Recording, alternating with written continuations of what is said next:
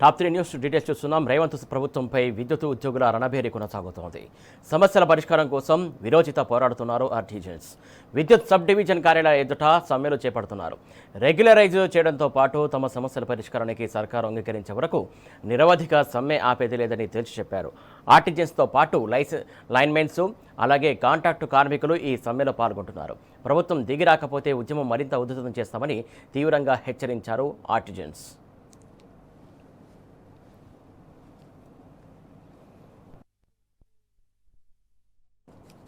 Right, ఇటు artisans కార్మికుల సమ్మెకు సంబంధించి పూర్తి అప్డేట్స్ అందించడానికి మా కరెస్పాండెంట్ లీవీల్ ఉన్నాడు. లీవీల్ చెప్పండి, మొత్తానికి ఏదైతే ఆర్టిజన్స్ కార్మికులు ఉద్యోగులు రోజు రోజుకి ఇంకా సమ్మె ఉధృతం అవుతుంది, కాకపోతే ప్రభుత్వంలో మాత్రం ఎలాంటి చలనం కనబడతలేదు, ఏంటి అసలు?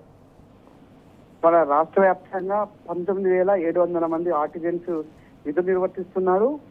అందులో భాగంగా దాదాపు 18,000 పైచిలకు మంది ఆర్టిజన్స్ వాళ్ళ సమ్మెలో వెళ్లారు. వీరంతా వెళ్లడంతో రాష్ట్ర వ్యాప్తంగా పలు జిల్లాల్లో ఇప్పటికే కరెంటు అప్రకటిత కోతలు ప్రకటించారు. అంటే జనరేషన్ సంబంధించి పూర్తిగా జనరేషన్ లేకపోవడంతో దాదాపు ఏదైతే మన KTPP Bhupalpally thermal power plant దగ్గర 500 మెగావాట్ల విద్యుత్ ఉత్పత్తికి తీవ్ర అంతరాయం ఏర్పడింది. దీంతో చాలా చోట్ల విద్యుత్ కోతలు ఏర్పడ్డాయి.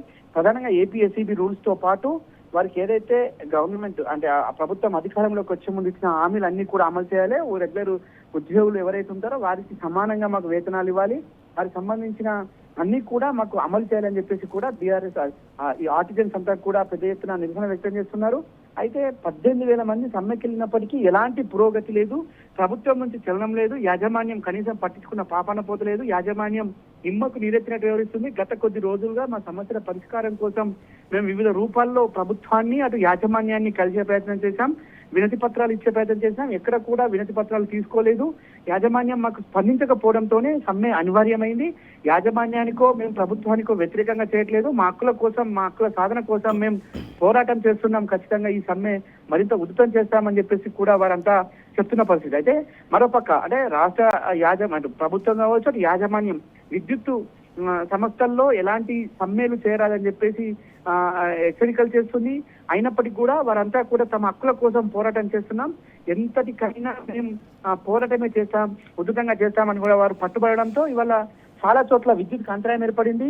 అయితే ఒక పక్క అంటే ఇటు తాత్కాలికంగా కాంట్రాక్టర్లు కావచ్చు ఇతరత్ర వారితో విద్యుత్ ఉత్పత్తి చేయించడం కావచ్చు, విద్యుత్ సరఫరా సంబంధించిన డిస్కంలలో పనిచేసేందుకు తీసుకున్నప్పటికీ వారికి స్కిల్స్ తెలియక చాలా చోట్ల విద్యుత్తుకు తీవ్ర అంతరాయంతో పాటు అక్కడ ఉన్న వాటికి లో వోల్టేజ్ హై వోల్టేజ్ సంబంధించిన సమస్య కూడా తలెత్తుంది. చాలా గ్రామాల్లో ట్రాన్స్ఫార్మర్లు దెబ్బతింటున్నాయని చెప్పేసి కూడా ఏదైతే ఆర్టిజన్ సంబంధించిన వారంతా చెప్తున్నారు.